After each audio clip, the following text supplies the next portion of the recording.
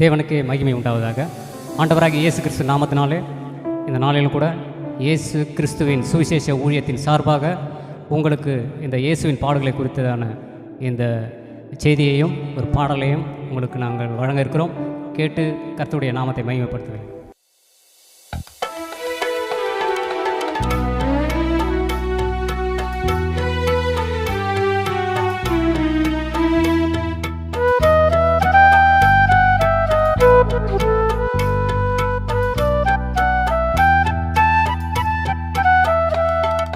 பாடுகள் எனக்காக சகித்த என் இயேசுவே, பாடுகள் எனக்காக சகித்த என் இயேசுவே, என் பாவத்திற்காய் என் சாபத்திற்காய் விலையேற பெற்றவும் இரத்தம் சிந்தினீர். என் பாவத்திற்காய் என் சாபத்திற்காய் விலையேற பெற்றவும் இரத்தம் சிந்தினீர். பாடுகள் எனக்காக சகித்த என் இயேசுவே,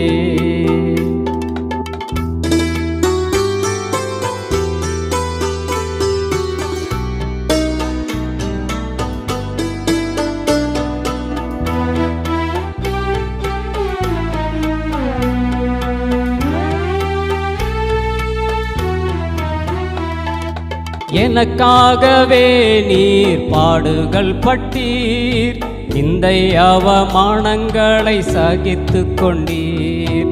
எனக்காகவே நீர் பாடுகள் பட்டீர், இந்த அவமானங்களை சகித்து கொண்டீர். பாரசிலுவை சுமந்து சென்றீர், பாதகரின் பாவங்களை போக்கிவிட்டீர். பாரசிலுவை சுமந்து சென்றீர், பாதகரின் பாவங்களை போக்கிவிட்டீர். பாடுகள் எனக்காக சகித்த என் இயேசுவே,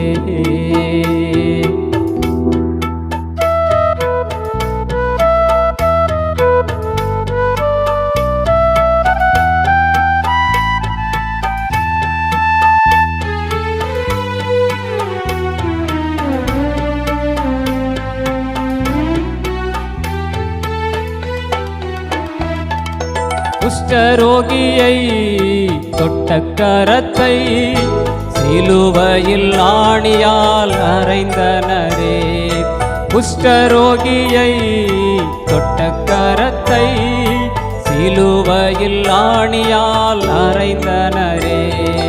தேகம் துடிக்க கதறினீரே, என் தெய்வமே உமக்காய் இந்த பாடுகள்.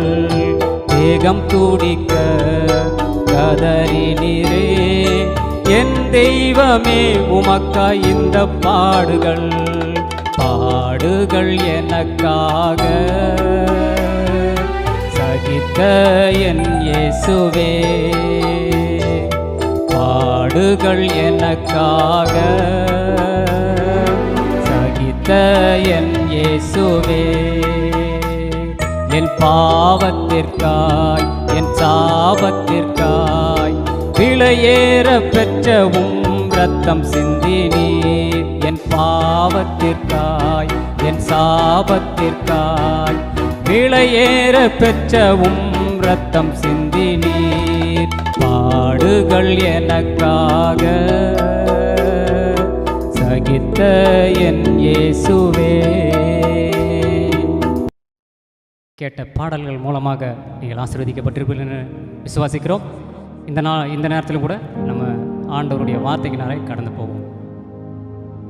எபிரேயர் 2ஆம் அதிகாரம் 18வது வசனம். ஆதலால் அவர் தாமே சோதிக்கப்பட்டு பாடுபட்டதினாலே அவர் சோதிக்கப்படுகிறவர்களுக்கு உதவி செய்ய வல்லவராக இருக்கிறார். அருமையான இதை கேட்டுக்கொண்டிருக்கிற தேவ பிள்ளைகளே, இந்த நாளிலும் கூட அவர் சோதிக்கப்படுகிறவர்களுக்கு உதவி செய்ய வல்லவராக இருக்கிறார் என்று சொல்லி வேதம் சொல்லுகிறது. இந்த நாளிலே இயேசு கிறிஸ்து அவர் சோதிக்கப்பட்டார். அவர் தேவனாக இருந்தும் அவர் சோதனையை மேற்கொண்டார். வேதம் சொல்லுகிறது மத்தேயு 4:3 அவர் சோதிக்கப்பட்டார், பிசாசினால் சோதிக்கப்பட்டார்.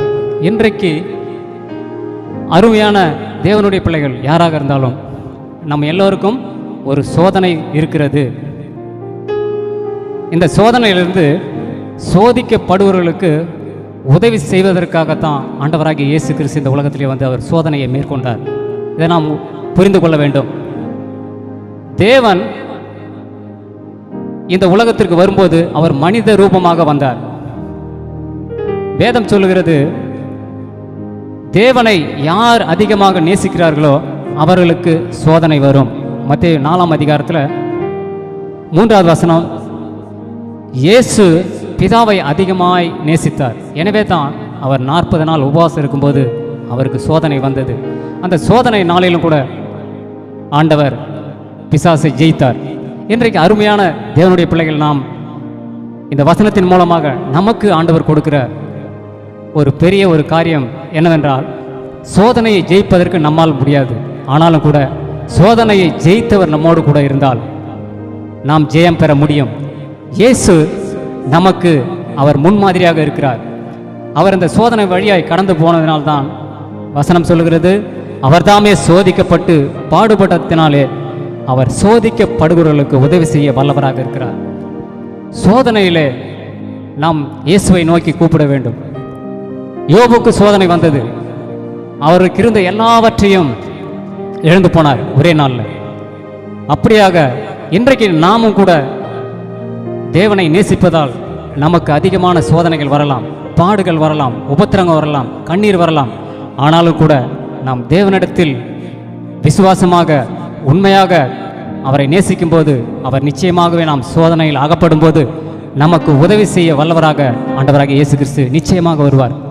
ஆபத்து காலத்தில் என்னை நோக்கி கூப்பிடு, நான் உன்னை விடுவிப்பேன் என்று சொல்லி வேதம் சொல்லுகிறது. அருமையான தேவ பிள்ளைகளே, இன்றைக்கு நாம் எப்பேற்பட்ட சோதனை வழியாக கடந்து போனாலும் சரி, எப்பேற்பட்ட போராட்டத்தின் வழியாக கடந்து போனாலும் சரி, ஆண்டவராகிய இயேசு கிறிஸ்து இன்றைக்கு நமக்கு விடுதலை கொடுக்க அவர் உண்மை உள்ளவராக இருக்கிறார், வல்லமை உள்ளவராக இருக்கிறார். வந்த சோதனையை காட்டிலும் நமக்கு அதிகமான சோதனை வரவில்லை. எனவே இந்த நாளிலே நமக்கு வரக்கூடிய சோதனைகளை நாம் சோர்ந்து போகாதபடிக்கு இயேசுவையே நோக்கி பார்க்க வேண்டும். சோதனை வரும்போது ஆண்டவரை நோக்கி நாம் ஜெபிக்க வேண்டும். ஜெபத்திலே நாம் ஆண்டவராகிய இயேசு கிறிஸ்து நமக்கு உதவி செய்ய அவர் வல்லவராக இருக்கிறார். இந்த நாளிலும் கூட கர்த்தர் நம்மோடு கூட இருந்து நம்ம வரக்கூடிய எல்லா விதமான சோதனைகள், பாடுகள், எல்லா உபத்திரவத்திலிருந்தும் நம்மை விடுவிக்க அவர் வல்லமை உள்ளவராக இருக்கிறார். வேதம் சொல்லுகிறது, அவர் பாடுபட்டதினாலே பாடுபடுபவர்களுக்கு, சோதனையிலே சிக்கி தவிக்கிறவர்களுக்கு அவர் விடுதலை கொடுக்க அவர் வல்லமை உள்ளவராக இருக்கிறார். அந்த இயேசு கிறிஸ்துவை பற்றி தான் நாம் இப்பொழுது இந்த இடத்திலே தியானித்துக் கொண்டிருக்கிறோம். இயேசு அவர் இந்த உலகத்திற்கு வரும்போது அவர் மனிதனாக வந்தார். அவர் மனிதர்கள் பட்ட எல்லாவற்றையும் அவர் அனுபவித்தார். பசியாக இருந்தார், கண்ணீர் விட்டார், வேதனை அடைந்தார். நமக்காக, உலகத்தின் பாவத்திற்காக அவர் கல்வாரி சிலுவையிலே தன்னை தாமே ஒப்பு கொடுத்தார். பாடுகளுக்கு உட்படுத்தினார். பிதாவின் சித்தத்தை மாத்திரம் செய்ய அவர் இந்த உலகத்திற்கு வந்தார். இன்றைக்கு நீங்களும் நானும் கூட பிதாவின் சித்தத்தை அறிந்து அதன்படி செய்வர்களாக இருக்கும்போது இந்த உலகத்திலே நமக்கு ஜெயம் உண்டு. இயேசு கிறிஸ்து நமக்கு உதவி செய்ய கண்டிப்பாக கடந்து வருவார். எனவே இந்த நாளிலே அருமையானதை கேட்டுக்கொண்டிருக்கிற சகோதர சகோதரிகளே, ஆண்டவர் உங்களோடு கூட இடைப்படுகிறார். இன்றைக்கு எப்பேற்பட்ட போராட்டங்கள் வழியாக கடந்து சென்றாலும் சரி, இன்றைக்கு ஆண்டவர் உங்களை நோக்கி இந்த வசனத்தின் மூலமாக ஆண்டவர் உங்களோடு பேசுகிறார். அவர் தாமே சோதிக்கப்பட்டு பாடுபட்டதினாலே அவர் சோதிக்கப்படுகிறவர்களுக்கு உதவி செய்ய வல்லவராக இருக்கிறார். சோதிக்கப்படுகிற யாவருக்கும் அவர் உதவி செய்ய வல்லவராக இருக்கிறார். அவரிடத்தில் வந்த ஒருவரையும் அவர் புறம்பே தள்ளினதில்லை. சோதனையிலே சிக்கி தவித்த ஒவ்வொருவரையும், வேதனையிலே வியாதியிலே சிக்கி தவித்த ஒவ்வொருவரையும் கர்த்தர் விடுதலை ஆக்கினார். 2 குருடர்கள் தாவீதின் குமாரனே எனக்கு இறங்கும் என்று சொல்லி அவரை கூவி அழைத்தார்கள். ஆண்டவர் அவர்களை தன்னுடைய வல்லமையினாலே அவர்களுக்கு பூரண சுகத்தையும் குருட்டு கண்ணை திறந்து அவர்கள் இந்த உலகத்திலே மகிழச் செய்தார். இன்றைக்கு நாம் ஒருவேளை ஆவிக்குரிய ஜீவியத்திலே இயேசுவை அறியாமல் குருட்டுத்தனமாக நடந்து கொண்டிருக்கலாம் இந்த உலக காரியங்களில். ஆனாலும் கூட தேவன் இன்றைக்கு நம்முடைய கண்களை திறப்பாராக. இன்றைக்கு நாம் ஆண்டவரை நோக்கி கூப்பிடுவோம். ஆண்டவரே, எனக்கு வழி தெரியவில்லை என்று சொல்லி நாம் ஆண்டவரை நோக்கி கூப்பிடும்போது நிச்சயமாகவே ஆண்டவர் நமக்கு உதவி செய்ய அவர் வல்லவராக இருக்கிறார். இயேசு சொன்னார், நானே வழியும் சத்தியமும் ஜீவனமாக இருக்கிறேன் என்று. இன்றைக்கு அந்த இயேசு கிறிஸ்துவை வழியும் சத்தியமும் ஜீவனமாக நாம் அறிந்திருக்கிற நாம் அவர் வழியே நடக்க இன்றைக்கு நாம் ஒப்பு கொடுப்போம். நம்முடைய பாடுகள், நம்முடைய உபத்திரவங்கள், நம்முடைய வியாதி, நம்முடைய கடன் பிரச்சனை, எப்பேற்பட்ட சூழ்நிலைகளில் எப்பொழுது நீங்கள் இருந்தாலும் கூட ஆண்டவராகிய இயேசு கிறிஸ்துவை நோக்கி பாருங்கள். வேதம் சொல்லுகிறது, அவரை நோக்கி பார்த்த முகங்கள் பிரகாசம் அடைந்தது, வெட்கப்பட்டு போனதில்லை. இன்றைக்கு வெட்கப்படாமல் இருப்பதற்கு ஆண்டவர் ஊழியர்களையும் வேதத்தையும் நமக்கு கொடுத்திருக்கிறார். இன்றைக்கு வேதத்தை நாம் பார்க்கும்போது ஆண்டவர் வேத வசனங்கள் மூலமாக நம்மை இன்றைக்கு குணமாக்கி கொண்டிருக்கிறார். அவருடைய வல்லமை அது நேற்றும் இன்றும் என்றும் மாறாததாக இருக்கிறது. இதை கேட்டுக்கொண்டிருக்கிற அருமையான தேவ பிள்ளைகளே, இன்றைக்கு உங்களுக்காக நாங்கள் இந்த எல்லா காரியத்திலிருந்தும் விடுதலை பெறும்படியாக நாங்கள் உங்களுக்காக ஜெபிக்க போகிறோம். கர்த்தர் தாமே உங்களை ஆசீர்வதிப்பாராக. இந்த செய்தி உங்களுக்கு ஆசீர்வாதமாக மாறும்.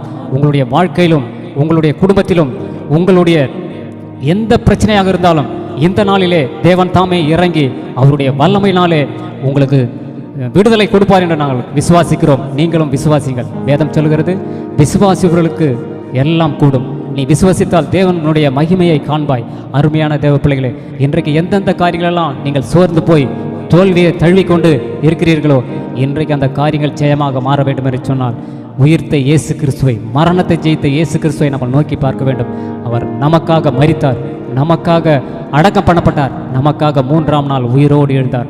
அந்த உயிர்த்தெழுந்த இயேசுவை குறித்து தான் நாம் இன்றைக்கு தியானித்து கொண்டிருக்கிறோம். அவர் பாடுபட்டார். இந்த உலகத்திலே வந்து அவர் சொகுசாக வாழவில்லை. அவருக்கு படுப்பதற்கூட இடம் கிடைக்கவில்லை. நரிகளுக்கு குழிகள் உண்டு, வானத்து பறவைகளுக்கு கூடுகள் உண்டு, மனுஷகுமாரனுக்கோ தலை சாய்க்க இடமில்லை என்று சொல்லி ஆண்டவர் இந்த உலகத்திலே அவர் நன்மை செய்கிறவராக சுற்றித் திரிந்தார். நசரனாகிய இயேசுவை தேவன் பரிசுத்த ஆவியினாலும் வல்லமையினாலும் அபிஷேகம் பண்ணினார். தேவன் அவருடனே கூட இருந்தபடியால் அவர் நன்மை செய்கிறவராயும் பிசாசின் வல்லமையில் அகப்பட்ட யாவரையும் குணமாக்குகிறாயும் சுற்றித் திரிந்தார். அருமையான கேட்டுக்கொண்டிருக்கிற தேவ பிள்ளைகளே, இன்றைக்கு உங்களுடைய வாழ்க்கையிலே குணம் வரப்போகிறது. நீங்கள் இந்த வீடியோவை பார்த்து கொண்டிருக்கிற நேரத்தில் கர்த்தர் நிச்சயமாகவே உங்களுக்கு ஒரு விடுதலை கொடுக்க போகிறார். பரிசுத்த ஆவியானவர் கிரியை செய்வார். நீங்கள் விசுவசித்தால் தேவனுடைய மகிமையை காண்பீர்கள். எந்தெந்த இடத்திலே உங்களுக்கு வியாதிகளாக இருக்கிறதோ அந்த இடத்திலே நீங்கள் இன்றைக்கு விசுவாசத்தோடு உங்களுடைய கரங்களை வைத்து இயேசுவே எனக்கு இறங்கும் என்று சொல்லி நீங்கள் இரக்கத்தை கெஞ்சும் போது ஆண்டவர் உங்களுக்கு இறங்கி உங்களுடைய பாவ சாப கட்டுகளிலிருந்து கர்த்தர் இன்றைக்கு விடுதலையாக்குவார். அவர் நேற்றும் இன்றும் என்று மாறாத தேவன். அவர் சொல்ல ஆகும், அவர் கட்டளையிட நிற்கும். புயல், காற்று, கடலையும் காற்றும் அது அவர்களை சீஷர்களை மூழ்கி போகும்படியாக அப்படிப்பட்ட ஒரு சோதனையிலே சிக்கி தவித்த போது அவர்கள் அலறி இயேசுவை எழுப்பினார்கள். ஆண்டவரே, நாங்கள் மடிந்து போகிறோமே, உமக்கு கவலை இல்லையா என்று சொல்லி ஆண்டவர் எழுந்து காற்றையும் கடலையும் பார்த்து அதட்டினார். இறையாதே, அமைதலாய் என்று சொல்லி இன்றைக்கு உங்களுடைய வாழ்க்கையிலே எந்தெந்த காரியங்களெல்லாம் காற்றை போல் கடலை போல் கொந்தளித்து உங்களை அமிழ்த்தி உங்களை இந்த வேதனையிலும் கண்ணீரிலும் மூழ்காடி வைக்கிறதோ அந்த காரியங்களை பார்த்து ஆண்டவர் இன்றைக்கு இறையாதே, அமைதலாயர் என்று சொல்லி அவர் வார்த்தையை அனுப்புகிறார். அவருடைய வார்த்தை அது இருபுறமும் கருக்குள்ள பட்டயம். அவருடைய வார்த்தை அவர் வல்லமை உள்ளது. அவர் சொல்ல ஆகும், கட்டளையிட நிற்கும். ஆண்டவராகிய இயேசு கிறிஸ்து இன்றைக்கு அந்த வார்த்தையின் மூலமாக கட்டளையிட்டு உங்களுடைய வாழ்க்கையிலே நீங்கள் இப்போ பார்த்து கொண்டிருக்கிற ஒவ்வொருடைய வாழ்க்கையிலும் கர்த்தர் எல்லா காரியத்தையும் ஜெயமாக மாற்றப் போகிறார். நீங்கள் விசுவாசியுங்கள். விசுவாசித்தால் அது தேவனுடைய மகிமையை காண்பீர்கள். அவருடைய தேவனுடைய மகிமை இன்றைக்கு உங்கள் வீடு தேடி வந்து கொண்டிருக்கிறது. இதை கண்டு கொண்டிருக்கிற ஒவ்வொருவருக்குள்ளாக நீங்கள் விசுவாசத்தோடு ஜெபியுங்கள். இன்றைக்கு ஆண்டவர் உங்களை விடுதலையாக்குகிறார். உங்கள் விடுதலையாக்கி உங்களுக்கு ஆண்டவருக்கு சாட்சியாக அந்த உலகத்திலே நாம் வாழ வேண்டும். கிறிஸ்துவுக்கு சாட்சியாக இருக்க வேண்டும். இவர்கள் கிறிஸ்தவர்கள் என்று சொல்லி அந்தியோகியாவிலே அவர்களுக்கு முதல் கிறிஸ்துவர் என்று பெயர் வந்தது என்பதை நாம் அறிந்திருக்கிறோம். எனவே இன்றைக்கு நம்மை காண்கிற யாவரும் நமக்குள் கிறிஸ்துவை காண வேண்டும். அப்படி ஒரு வைராக்கியத்தோடு விசுவாசத்தோடு ஆண்டவருக்கு சாட்சியாக இந்த உலகத்திலே நாம் ஜீவிக்கும்போது ஆண்டவருடைய நாமம் மகிமைப்படும்.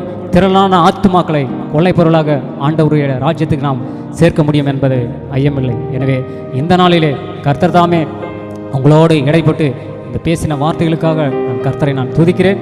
இந்த நாளிலும் கர்த்தர் பெரிய காரியங்களை செய்வீராக. நான் உங்களுக்காக ஜெபிக்க போகிறேன். கர்த்தர் தாமே இந்த ஜெபத்தின் வாயிலாக உங்களுக்கு நிச்சயமாக விசேஷித்த பலனை கர்த்தர் உங்களுக்கு கொடுத்து ஆசீர்வதிக்கும்படியா அவர் இறங்கி வருவார். பரிசுத்த பிதாவே ஸ்தோத்திரம். இந்த நாளிலும் கூட கர்த்தாவே நாங்கள் இந்த வேத வசனத்தின் மூலமாக ஆண்டவரே உடைய பிள்ளைகளுக்கு நாங்கள் ஜெபிக்கிறோம் கர்த்தாவே. ஆண்டவரே அவர் தாமே சோதிக்கப்பட்டு பாடுபட்டத்தினாலே அவர் சோதிக்கப்படுகிறவர்களுக்கு உதவி செய்ய வல்லவராக இருக்கிறார். எபிரேயர் 2ஆம் அதிகாரம் 18வது வசனத்தில் எழுதப்பட்ட அந்த வசனத்தை பிடித்து நாங்கள் ஜெபிக்கிறோம். இந்த ஆண்டவரே ஸ்தோத்திரம். இந்த செய்தி யாரெல்லாம் கேட்டுக்கொண்டிருக்கிறார்களோ அவர்களுடைய வாழ்க்கையிலே சோதனைகளை கடந்து போயிருந்தாலும் இன்றைக்கு அந்த சோதனையிலிருந்து கர்த்தர் விடுதலை ஆக்குவீராகப்பா. ஆண்டவரே எல்லா நோயிலிருந்தும் எல்லா பிசாசின் கட்டுகளிலிருந்தும் கர்த்தர் இன்றைக்கு விடுதலையாக்கி உம்முடைய பிள்ளைகள் ஒவ்வொருவரும் ஆசீர்வதிக்கப்படுவார்களாக. எல்லா நோயும் குணமாகட்டும். மத்தேயு 10:1 சொல்லப்பட்டிருக்கிறது போல அவர் தம்முடைய 12 சீஷரை தம்மிடத்தில் வரவழைத்து அசுத்தாவிகளை துரத்தவும் சகல வியாதி சகல நோய்களை நீக்கவும் அவர்களுக்கு அதிகாரம் கொடுத்தார் என்று சொல்லி நாங்கள் வேதத்திலே வாசிக்கிறோம். இன்றைக்கு அதே அதிகாரம் அதே வல்லமை இந்த வார்த்தையின் மூலமாக கடந்து போகட்டும் அப்பா. யாரெல்லாம் பார்த்து கொண்டிருக்கிறார்களோ அவர்கள் எப்பேற்பட்ட ஆண்டவரே தீராத வியாதியாக இருந்தாலும் இன்றைக்கு அந்த வியாதிகள் குணமடையும்படியாக நான் ஜெபிக்கிறேன். கர்த்தருடைய கரம் இறங்கட்டும் அப்பா. ஆணிப்பா இந்த ஆண்டவரே தழும்புகளால் குணமானோம் என்று சொல்லி வேதத்தில் எழுதப்பட்டிருக்கிறது. ஆண்டவரே அந்த தழும்புகளால் இன்றைக்கு இந்த உங்களுடைய பிள்ளைகளை குணமாக்கும். எந்தெந்த காரியத்திற்காக ஆண்டவரே விசுவாசத்தோடு ஜெபிக்கிறார்களோ இன்றைக்கு அந்த காரியங்களெல்லாம் வாய்க்கட்டும் அப்பா. ஆண்டவரே சோத்திரம். எல்லா சரீரத்தில் காணப்படும் எல்லா வியாதியும் சுகமாகட்டும் ஆண்டவரே.